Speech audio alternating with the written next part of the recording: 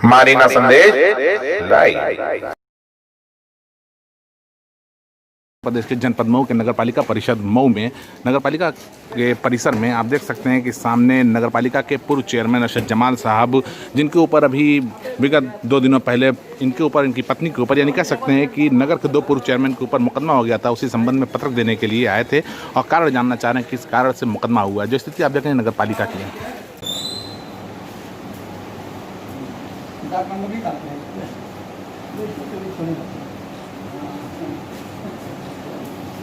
Number नहीं डालते हैं क्यों सर? आधार कार्ड देंगे आप सर, ये रजिस्टर करने के बाद ये सबसे आदेश होने के बाद अच्छा। चेयरमैन साहब, आज आप नगर पालिका में अचानक आए हुए हैं, काफ़ी भीड़ भाड़ भी साथ में देखी जा रही है। नहीं, कहाँ भीड़ है? भीड़ बिल्कुल नहीं है। मैं तो अकेला आया हूँ, कुछ लोग और 1-2 लोग मिल गए, जहीर सिराज 1-2 सभासद मिल गए हरियार। यहाँ क्या कारण था आने का? अचानक भीगते हुए आप आए बारिश में? नगर पालिका से प्यार है तो यहाँ से कोई काम होगा तो आना ही पड़ेगा ना। आज आने का मकसद ये है ना कि हमारे नाम नगर पालिका की तरफ से एक FIR हुई है 22 तारीख को। जो यहाँ के सफाई निरीक्षक हैं उन्होंने FIR कराई है।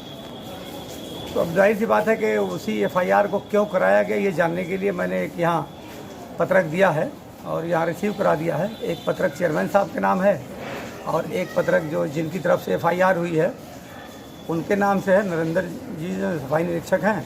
और एक पत्रक हमने दिया है अधिशासी अधिकारी को, क्योंकि वहाँ के वो ये सचिव होते हैं तो दायित्व उनका ही बनता है जवाबदेही का।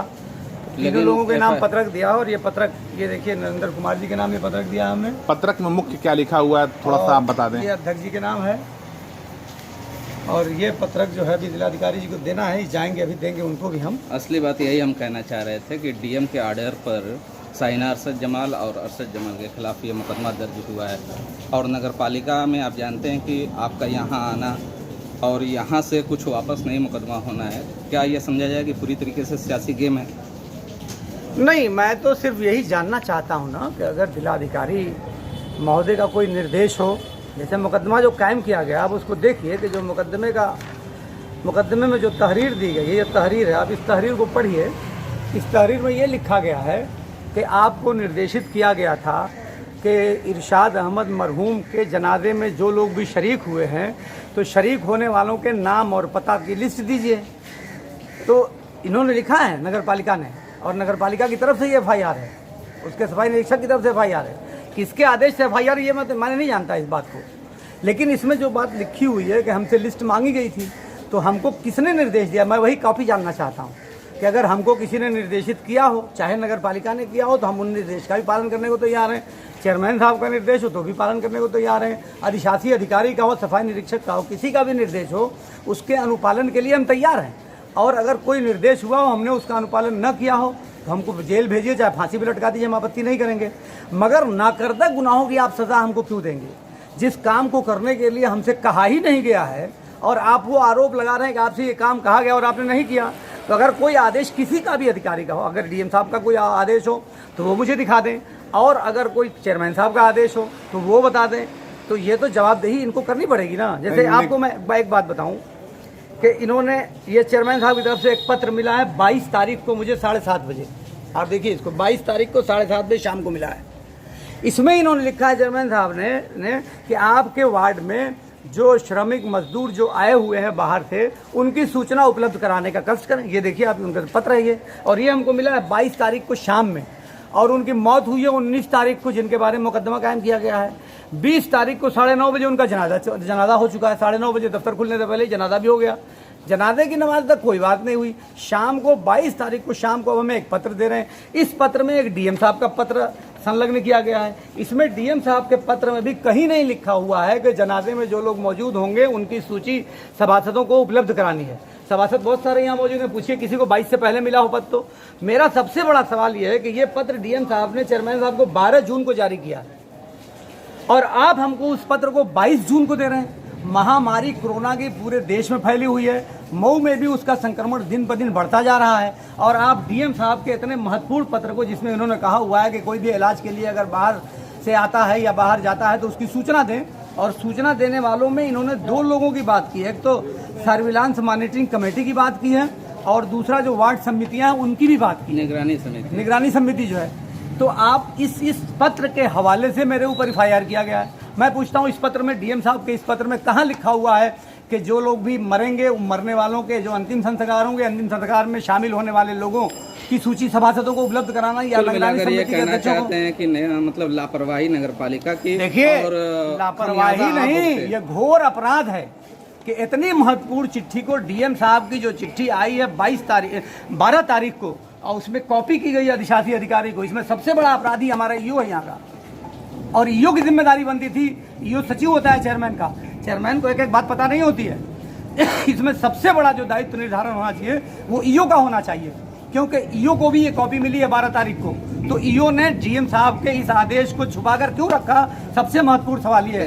और मैंने आज के पत्र में यही मांग की है कि जो जिम्मेदार DM साहब के पत्र को छुपाकर रखने के जो अधिकारी या जो भी जिम्मेदार लोग जिम्मेदार हैं, उनके विरुद्ध कार्रवाई होनी चाहिए। मुकदमा होना चाहिए था आपके अधिशासी अधिकारी पर, जिनको कॉपी दी गई है। मुकदमा DM साहब ने चिट्ठी लिखी है चेयरमैन साहब को, तो मुकदमा होना चाहिए चेयरमैन साहब पर।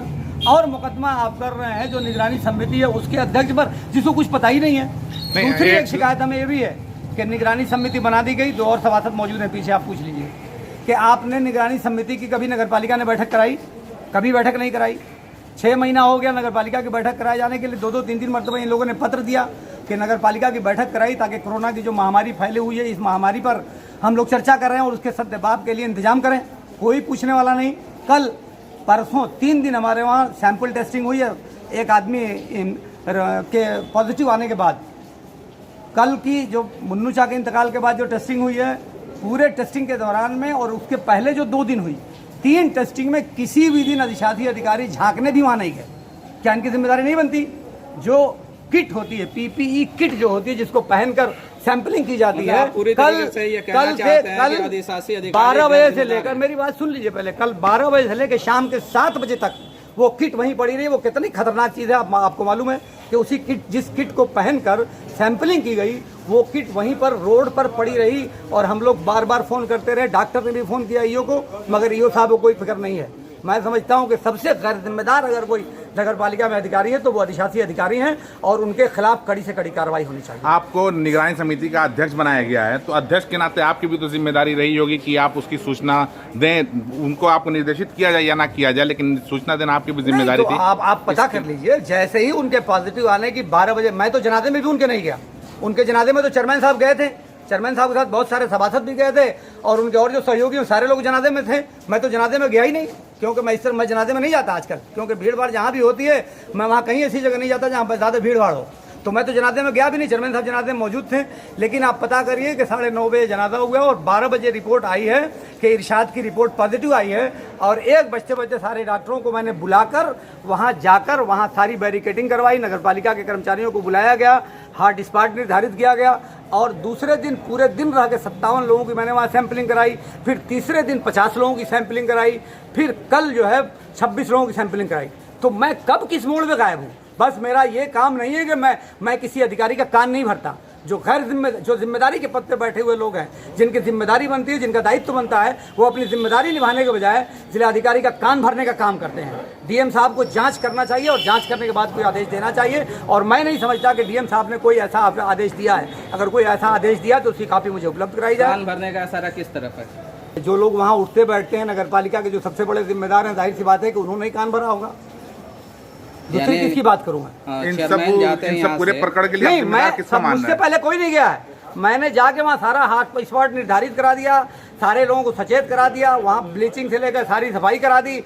उसके 3-4 घंटे के बाद चेयरमैन साहब वहाँ पहुँचे हैं। अब वो बात किसी को नहीं बताई गई। वो शायद DM साहब को आज भी ना मालूम हो कि सबसे पहले इस स्थल पे कौन आया डॉक्टरों को लेकर।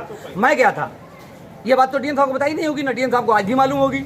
लेकिन जब लोग गए हैं शाम को DM साहब के साथ, तो फोटो खिंचवा लिया और बयान दे दिया और अधिकारियों का कान भर दिया। ये काम ना मैं करता हूँ दूसरों के लिए, ना खुद पसंद करता हूँ। कहा जा रहा है कि शांति समिति की मीटिंग में आपको नहीं बुलाया जा रहा है, इसकी क्या सत्यता है? नहीं, शांति समिति की मीटिंग में मुझे बुलाया जाता है, लेकिन मैं शांति समिति की मीटिंगों में इधर 2-3 बार से नहीं गया हूँ, क्योंकि मुझे इस बात की आपत्ति है कि अधिकारी खुद बुलाते हैं अपनी मदद के लिए। जैसे जो दिसंबर में घटना हुई मिर्जातीपुरा चौक पे, उसमें DM साहब को वहाँ से भी फ़ोन आया और SP साहब को वहाँ से भी फ़ोन आया।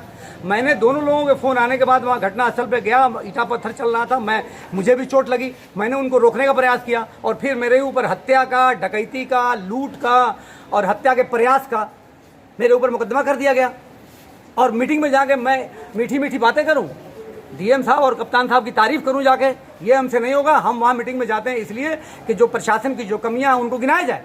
अभी 22 लोगों पे गैंगस्टर लगा दिया गया, वो 22 लोगों पे FIR ही गलत है ऑलरेडी। वो लोग वहाँ थे कि नहीं थे, इस बात की जांच करने की कोई ज़रूरत महसूस नहीं की। आप 5 मुकदमा उन बच्चों पे कायम कर दिए और उनके बाद 5 मुकदमा कायम करने के बाद फिर उन पर गैंगस्टर भी लगा दिया। तो ये ज़िला प्रशासन और पुलिस के लोग जिस प्रकार की कार्रवाई कर रहे हैं, ये बिल्कुल ये गलत काम हो रहा है। और हम ये जानते हैं कि जहाँ जुल्म हो रहा हो और जहाँ नाइंसाफ़ी हो रही हो, वहाँ चुप रहना ठीक नहीं है। तो जब जो चुप नहीं रहेगा उसके खिलाफ मुकदमा कायम होगा, तो करिए मुकदमा, लेकिन आप हमारी जुबान बंद नहीं करा सकते। जहाँ जुल्म और नाइंसाफ़ी होगी वहाँ हम बोलेंगे और डंका पीट के बोलेंगे। आपको जितना मुकदमा करना हो जेल पे चढ़ाइए, फांसी पे लटका दीजिए, मगर जुबान बंद नहीं करा सकते। हम लोग लोहिया के सिपाही हैं और लोहिया ने कहा था कि जब सड़कें सुनसान हो जाएं तो संसद आवारा हो जाती है, तो आवाज़ तो उठानी है। मैं मुसलमान हूँ और मेरे इस्लाम ने मुझे सिखाया है कि ईमान 3 तरह का होता है। जहाँ जुल्म हो रहा हो उसे अपनी ताकत से रोकना चाहिए, जुल्म और नाइंसाफ़ी के खिलाफ आवाज़ उठानी चाहिए। अगर आप ये नहीं कर सकते तो कम से कम गलत को ज़ुबान से ही गलत कहिए। और थर्ड क्वालिटी का जो ईमान है वो ये है कि कहीं गलत हो रहा हो तो चुपचाप उसको देखते रहिए और दिल में बुरा कहिए। तो मैं 3rd क्लास वालों में नहीं हूँ, मेरे अंदर ताकत नहीं है कि मैं पहले दर्जे पर जाके अपनी ताकत से रोक सकूँ, लेकिन ज़ुबान से मैं अपनी जुल्म और नाइंसाफ़ी के खिलाफ बोलता रहा हूँ और जब तक जिंदा हूँ बोलता रहूँगा। मेरी पत्नी पर FIR कर दिया गया, वो क्या महिला जनाजा पढ़ने जाती है? FIR कराने वालों को शर्म नहीं आई कि एक महिला पे FIR करा दिया गया, 2 चेयरमैनों पे एक साथ FIR करा दिया गया, किसी को समझ में नहीं आ रहा है। और इल्ज़ाम, खेल देखिए प्रशासन का, आप समझिए मेरी बात को। प्रशासन ने इस पूरे प्रकरण में 3 पार्टी के 3 बड़े नेताओं को लपेट दिया। 2 चेयरमैन समाजवादी पार्टी के, इन पर मुकदमा करा दिया। इल्ज़ाम नगर पालिका द्वारा कराया गया, इल्ज़ाम नगर पालिका पर चला गया, वो बसपा के नेता हैं चेयरमैन यहाँ के। तीसरा एक और नाम जो आया, माकपा के जो कामरेड इम्तियाज साहब जो विधायक हैं, उनके माध्यम से ये बात कही गई कि उन्होंने मीटिंग में बताया कि 11 लोगों की रोज़ मौत हो रही है। वो खबर बन गई, इम्तियाज साहब को भी बदनाम किया गया, जबकि इम्तियाज साहब के बताने का मकसद ये था कि शहर के अंदर और भी प्रशासनिक सतर्कता की ज़रूरत है। कभी जाइए आप कभी गए आप लोग सरकारी अस्पताल में, 1 वेंटिलेटर नहीं है पूरे ज़िले में। मैं गया, जाके डॉक्टर से पूछा तो 1 वेंटिलेटर भी काम नहीं कर रहा। बताया कि हाँ 5 वेंटिलेटर आया है, तो मैं काम कर रहा है? तो नहीं, काम नहीं कर रहा है, अभी एक्सेसरीज उसकी आनी बाकी है। 3 महीना कोविड को हो गया और अभी तक सरकारी अस्पताल में कोई वेंटिलेटर काम नहीं कर रहा है। एक भी ICU है हमारे जनपद में। अधिकारियों को मुकदमा करने के बजाय, जो लोग आपकी मदद कर रहे हैं उनके ऊपर मुकदमा करने के बजाय अधिकारियों को इलाज की व्यवस्था सही करनी चाहिए, वरना इस तरह की किसी भी जंग में हम कामयाब नहीं हो सकते। इस बात को मेरे माध्यम से, आपके माध्यम से मैं चाहता हूं कि अधिकारियों तक पहुंचे, सरकार तक पहुंचे और लोगों तक पहुंचे। 3 महीना हम लोगों ने, आपने देखा नहीं कि दिन रात काम किया, किसकी मदद नहीं की? कभी हमने देखा क्या कि कौन मेरी पार्टी का है, कौन दूसरी पार्टी का है, कौन हिंदू है, कौन मुसलमान है? कभी नहीं देखा गया। सबकी मदद की गई। उसका रिजल्ट आप ये देते हैं कि मुकदमा कर देंगे, मेरे ऊपर भी, मेरी पत्नी के ऊपर भी, और चाहते हैं कि जुबान बंद करा दें। ये कभी नहीं होगा, आप नहीं बंद करा सकते हमारी जुबान। इन पूरी गतिविधियों में और पूरे प्रकरण में आप किसको जिम्मेदार मानते हैं? देखिए, मैं किसी एक को क्यों जिम्मेदार मानूं? मेरा ये कहना है कि प्रशासनिक अधिकारियों को किसी के ऊपर भी FIR करने से पहले या किसी को दोषी बनाने से पहले जांच करनी चाहिए और पता करना चाहिए कि असली दोषी कौन है। असली दोषी के ऊपर आप कोई कार्रवाई नहीं करेंगे और जिनके बारे में आपको गलत इन्फॉर्मेशन दे दी जाएगी उनके ऊपर आप FIR करा देंगे। और नगर पालिका को उसमें लाके घसीट के बता दिया। मैं कह रहा हूँ FIR कहाँ था तो उसमें नगर पालिका को क्यों ले आया? ईमानदारी की बात यह कि नगर पालिका को क्यों ले आया? डीएम साहब को FIR कराना था, किसी SDM सिटी मजिस्ट्रेट के माध्यम से क्यों नहीं कराया? क्योंकि यही खेल है जिसको समझने की जरूरत है। तमाम 3 नेताओं को आपस में लड़ा दिया प्रशासन ने, जो आप समझ नहीं रहे हैं, लोग भी नहीं समझ रहे हैं और लोग जा के मीठी मीठी बात कर रहे हैं। खेल तो प्रशासन खेल रहा है और सरकार खेल रही है, इस खेल को समझना पड़ेगा। चूंकि मैं समाजवादी पार्टी का हूँ तो पार्टी विरोधी गतिविधियों में पार्टी के खिलाफ उनको कार्रवाई करनी है और आवाज़ दबानी है, चाहे वो हिंदू हो चाहे मुसलमान हो। जो भी सरकार के खिलाफ आवाज़ उठाएगा और प्रशासन के खिलाफ जो आवाज़ उठाएगा उसकी ज़बान को बंद करने का प्रयास किया जाएगा। और आप नज़र उठा के देख लीजिए कि पूरे जनपद में न किसी पत्रकार की हिम्मत है कुछ लिखने बोलने की, न किसी नेता की हिम्मत है कुछ लिखने और बोलने की। पिछले 5 महीने में 6ठा मुकदमा मेरे ऊपर कायम हुआ है। मैं हज करने जाना चाहूँ तो नहीं जा सकता क्योंकि पासपोर्ट नहीं बन सकता। मैं कहीं और जाना चाहूँ तो नहीं जा सकता क्योंकि मुकदमा है। अधिकारियों ने मुकदमा कर कर के नेताओं को करिश करने का एक पूरा योजना बना रखी है और ये योजना सही नहीं है। मैं चाहे भारतीय जनता पार्टी के नेता हूँ, चाहे समाजवादी के हों, चाहे बसपा के हों, किसी भी दल के नेता हों, और सबका नंबर बारी बारी आ रहा है। जब सरकार समाजवादी की बनती है तो किसी और का नंबर, बसपा की बनती है तो किसी और का नंबर, भाजपा की बनती है तो किसी और का नंबर आता है। नेताओं को समझना पड़ेगा कि क्या आपके ऊपर जब मुकदमा हो तो अगला मुस्कुराएगा और अगले के ऊपर मुकदमा हो तो फिर अगला मुस्कुराएगा। तो मुस्कुराते रहिए, कोई दिक्कत नहीं है। हम लोगों को अल्लाह ने ताकत दी है, जितनी ताकत है लड़ेंगे। मैंने अपनी पत्नी से भी कह दिया है कि तुम भी कमर कस के तैयार हो जाओ। और वो भी पूछ रही थी कि तो उसमें खाना कैसा मिलता है, तो रहन सहन कैसे होता है जेल का। तैयार है, वो भी तैयार है, आप भेज दीजिए उसको भी। लेकिन मैं डीएम साहब को भी पत्रक मेरा तैयार है और मैं इनको भी अभी जाऊँगा, मिलूँगा और इनको भी दूंगा कि साहब मेरे ऊपर एफआईआर करने का क्या तुक है। अगर किसी ने हमें निर्देश दिया हो ये सब काम करने का तो आप बता दीजिए। ये बातें हैं आपके माध्यम से। मैं चाहता हूं कि सरकार जो बिल्कुल गूंगी और बहरी सरकार है, सरकार तक आवाज़ पहुंच जाए और अगर मजलूमों को इंसाफ मिल जाए तो मैं समझता हूं कि यही मेरी जीत है। खबरें पसंद आई हो तो लाइक करें, शेयर करें, कमेंट करें और इसी तरह खबरों का ताज़ा अपडेट पाने के लिए हमारे चैनल मारीना संदेश लाइव को सब्सक्राइब करके घंटी वाला बटन दबाना ना भूलें।